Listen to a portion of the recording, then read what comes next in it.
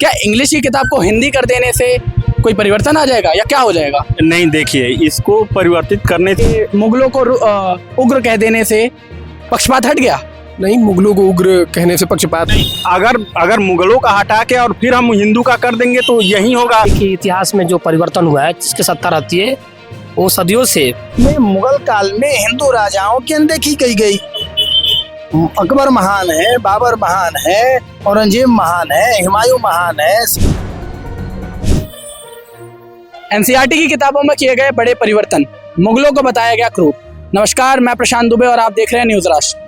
हाल ही में एनसीईआरटी की किताबों में बड़े परिवर्तन किए गए हैं, जहां मुगलों के इतिहास को बदला गया है, मुगलों को क्रूर बताया गया है। इसके अलावा भाषाई विवाद भी कुछ है, जिसमें इंग्लिश की किताबों को हिंदी में कर दिया गया है। इसी सिलसिले में बात करने के लिए हमारे साथ मौजूद है कुछ बीएचयू के छात्र। आइए जानते हैं क्या है पूरा मामला। अपना पूरा परिचय दे दीजिए। अभिषेक सिंह, छात्र नेता, काशीगंगा विश्वविद्यालय। अभी हाल ही में एनसीईआरटी की किताबों में बहुत बड़े परिवर्तन किए गए हैं, जिसमें मुगलों के इतिहास को दोबारा दिया गया है और इसमें इस बार मुगलों को क्रूर, जैसे अकबर को क्रूर तथा सहिष्णु बताया गया है। इस प्रकार के नए परिवर्तन किए गए हैं। ये परिवर्तन क्या जरूरी थे? देखिए, इतिहास का समय समय पर पुनर्मूल्यांकन होते रहना चाहिए और इतिहास की समीक्षा भी होनी चाहिए। भारत की नई शिक्षा नीति वर्ष 2020 और उसमें भी जो सिलेबस में जो परिवर्तन किए जा रहे हैं, तो बेशक जो शिक्षाविद हैं उनके बीच में जाएगा और ये विमर्श का विषय है। मुझे लगता है कि एक बार इन पर चर्चा परिचर्चा होना चाहिए व्याख्यानशालाओं में। और रही बात, आपने कहा कि मुगलों के इतिहास को, तो ये वाजिब बात है कि जो क्रूर होगा उसे क्रूर कहा जाएगा। और इतिहास इसीलिए होती है कि इतिहास पक्षपाती नहीं होती। पहले पक्षपाती था, इसका मतलब जब क्रूर उन्हें नहीं कहा जाता था, उन्हें महान बताया जाता था। अकबर को ग्रेट बोला गया है पहले। ये तो स्पष्ट है कि पिछली सरकारों में समकालीन एक ही समय के राजाओं में किसी को महान बता देना और किसी के इतिहास पर चर्चा ही न करना, इस तरीके के पक्षपात हुए हैं। और पक्षपात तो तब भी नहीं, आज भी कुछ उसमें के अभियांश दिखने को मिल रहे हैं। आपने तो एनसीईआरटी की चर्चा किया, हम हिंदू विश्वविद्यालय में, और हिंदू विश्वविद्यालय की स्नातक का जो सिलेबस तय हुआ नई शिक्षा नीति के तहत, उसमें भी जो सिलेबस तय हुआ उसमें मुगल काल में हिंदू राजाओं की अनदेखी की गई। अकबर महान है, बाबर महान है, औरंगजेब महान है, हुमायूं महान है, सिकंदर लोदी, तुगलक वंश, ये सारे राजाओं को पढ़ाएंगे। अभी उस दौर के जो हिंदू राजा थे, उस दौर के अन्य जो जनपदीय राजा थे, उनके इतिहास को क्यों आप छुपाएंगे?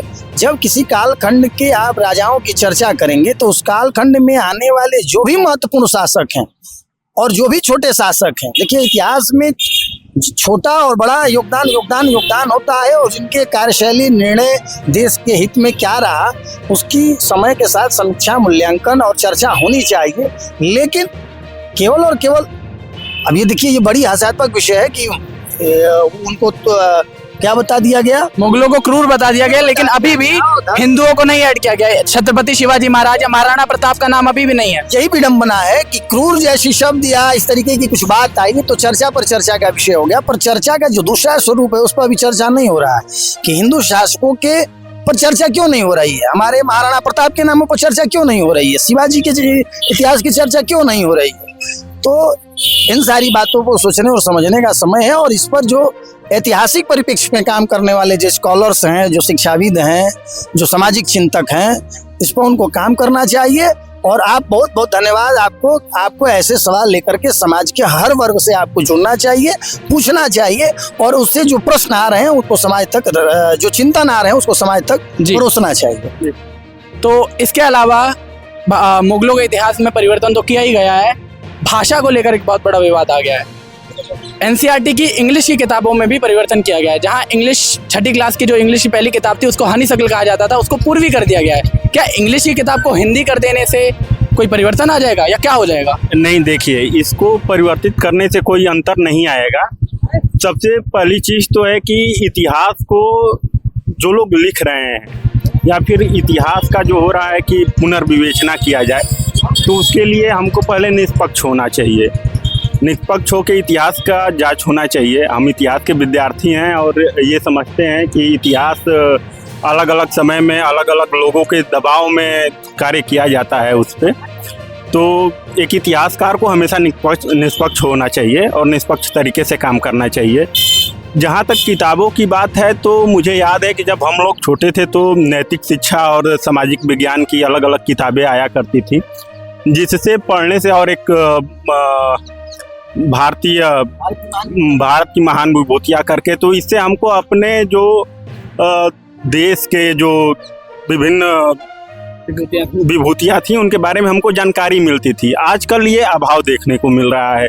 तो हमको छोटे वर्ग जो हैं, छोटे क्लास के जो बच्चे हैं, उनको बताने के लिए ये चीज़ें ज़रूरी थी। अगर इसको बंद किया जा रहा है, जैसे क्लास 6, 7, 8 की जो किताब है उसको मर्ज करके एक ही अगर किताब किया गया है, तो ऐसा बहुत सारा पहलू होगा जो हमको जानना चाहिए, उससे हम अछूते रह जाएंगे और वो चीज़ें बच्चों को नहीं पता चल पाएंगी कि हमारे पूर्वज क्या थे या फिर हमारी जो विभूतियाँ थी, हमको कैसे समाज को देखना है, वो इन सब चीज़ों से कहीं ना कहीं अछूते रहेंगे। इंग्लिश भाषा की किताब को हिंदी में, उसका नाम हिंदी में कर देने से ऐसा क्या बड़ा परिवर्तन आ जाएगा? परिवर्तन इससे कुछ नहीं आएगा। अगर मान लीजिए इंग्लिश में बनाना कहते हैं, हिंदी में केला कह देंगे, इससे क्या परिवर्तन आ जाएगा? कोई परिवर्तन नहीं होगा। तो इसकी जरूरत नहीं थी ना? इसकी ज़रूरत नहीं थी बेसिकली। हिंदी का नाम अंग्रेजी में कर दें, अंग्रेजी का नाम हिंदी में कर दें, इसका तो कुछ अर्थ समझ में नहीं आ रहा है कि क्या चाहते हैं लोग करना। तो इसको ध्यान देने की ज़रूरत है। जैसा कि इन्होंने अभी बात की पक्षपात की, तो क्या अभी ये मुगलों को उग्र कह देने से पक्षपात हट गया? नहीं, मुगलों को उग्र कहने से पक्षपात नहीं हो रही। तो हम सारे पहलुओं को सबसे पहले हम उनको जानते हैं, क्या नहीं है क्या नहीं है। अब पूर्ण परिवर्तन करने से कुछ होने वाला नहीं है। सारे पक्षों को एक समझ के पूर्ण परिवर्तन करना होगा, तब जाके इसका निदान, मुझे जहाँ तक पता है कि लगता है कि इसका पूर्ण निदान होगा। अब एक अंग्रेजी इतिहासकार थे, उन्होंने जो भारतीय इतिहास है उसको 3 वर्गों में बांटा था: मुस्लिम इतिहास, हिंदू इतिहास और अंग्रेजों का इतिहास। तो मुस्लिम, हिंदू और अंग्रेज, इनमें पुराने इतिहासकार जो अंग्रेजों के समय के इतिहासकार थे उन्होंने बांटा था। तो अभी के समय में केवल और केवल हमारा जो इतिहास है उसको मुस्लिम्स के नज़रिए से ही क्यों दिखाया जाता है? जो हमारी मेडिवल हिस्ट्री है, मध्यकालीन भारत है, उस मध्यकालीन भारत में हम अक्सर सल्तनत पीरियड या फिर मुगल पीरियड इन्हीं को पढ़ते हैं, क्यों? जैसा अभी मैंने कहा कि अपूर्ण परिवर्तन से पूर्ण परिवर्तन होना चाहिए। जैसे मुगलों का इतिहास ऐड हुआ है तो हिंदू शासकों के भी जो राजा हैं उनके सिलेबस में ऐड होने चाहिए। अर्थात पक्षपात अभी भी है। पक्षपात अभी भी है, क्योंकि पुराने जो है मुगल काल के जो राजा हैं उनका ऐड हुआ है। हिंदू शासकों के राजाओं के बारे में अभी तक सिलेबस में कोई ऐड नहीं हुआ है। तो जहाँ तक मुझे लगता है कि एक इतिहासकार को भैया ने जैसे कहा, ऐसा ऐड नहीं होना चाहिए, क्योंकि वो जो कालखंड था वो मुस्लिम बाहुल्य था। वहाँ जो सल्तनत काल के शासक ज़्यादा थे। बड़े शासक के तौर पे जो देखा जाता है कि जो दिल्ली में, ऐसा माना जाता है कि जो दिल्ली में शासन कर रहा है वो देश का राजा है, भले उससे 100 किलोमीटर दूर कोई हिंदू शासक राज्य कर रहा है। महाराणा प्रताप, छत्रपति शिवाजी महाराज, संभाजी महाराज, ये बहुत बड़े शासक थे जिन्होंने मुगलों को कांटे की टक्कर दी थी। इनका इतिहास जरूरी है ना? इनका इतिहास है, कहीं ना कहीं अगर हम पढ़ेंगे तो इनका इतिहास थोड़ा कहीं ना कहीं, देखिए, पूर्ण रूप से नहीं है, पूर्ण रूप से नहीं। लोग जानते हैं न्यू एजुकेशन पॉलिसी में ये सब सारी चीजें अगर मुगलों का भी ऐड हुआ है तो इन लोगों का भी ऐड होना चाहिए। मुझे लगता है कि अगर परिवर्तन हो तो पूर्ण रूप से परिवर्तन हो, आधे अधूरे से क्या होने वाला है? नहीं, अगर मुगलों का हटा के और फिर हम हिंदू का कर देंगे तो यही होगा। दोनों का बैलेंस किया जा सकता है ना? हाँ, दोनों का बैलेंस किया जाएगा, लेकिन अगर आप मुगलों को दरकिनार कर रहे हैं तो इसका मतलब है कि आप इतिहास के साथ फिर छेड़छाड़ कर रहे हैं। मुगलों ने अहम भूमिका निभाई थी। हाँ, क्या करें? जो भी अभी बताया भाई ने कि इतिहास में जो परिवर्तन हुआ है, जिसकी सत्ता रहती है, वो सदियों से इतिहास में परिवर्तन का था। वैदिक काल में परिवर्तन हुआ है, अभी होता, आगे भी होगा। ये जहाँ तक मुगलों ने अच्छा काम किया, ऐसा बात नहीं है। और कुछ काम गलत किया है तो मुगल ने जो गलत किया है, भारतीय संस्कृति को ध्वस्त किया है, तो कुछ अच्छा भी किया है।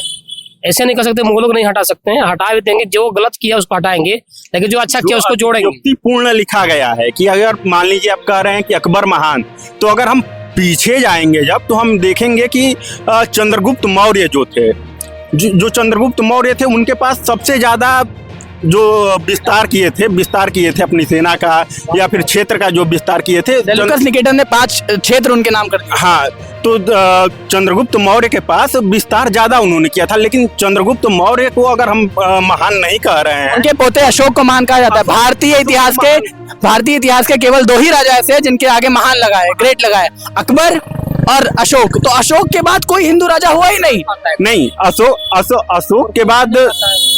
अशोक के बाद महान राजा हुए, लेकिन उनके बारे में जैसे आप गुप्त काल में आएंगे तो चंद्रगुप्त द्वितीय चंद्रगुप्त द्वितीय विक्रम संवत हम उन्हीं की फॉलो करते हैं। हाँ, चंद्रगुप्त द्वितीय जैसा, लेकिन इसको कहीं ना कहीं पीछे ढकेला गया है, दबाया गया है। तो इसको हमें निष्पक्षता पूर्ण जांच करने की जरूरत है इतिहासकारों को, और फिर से एक बार इतिहास की विवेचना करने की जरूरत है कि हम इतिहास को कैसे देख रहे हैं। चंद्रगुप्त मौर्य के बारे में भी, चंद्रगुप्त द्वितीय के बारे में भी हमको जानने की जरूरत है। हमको अकबर के बारे में भी जानने की जरूरत है, क्योंकि अकबर को हम हटा के उस समय के इतिहास को नहीं देख सकते हैं, ठीक है। लेकिन महाराणा प्रताप भी हमारे लिए उतने जरूरी हैं।